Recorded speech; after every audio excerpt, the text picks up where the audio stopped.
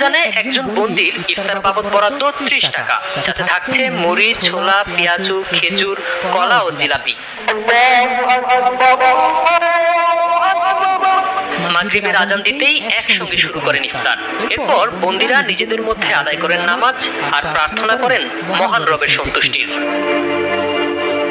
ভিন্ন ধর্মাবলম্বী কিংবা যারা রোজা রাখতে পারছেন না, তাদের জন্য থাকছে নিয়মিত খাবারের ব্যবস্থা।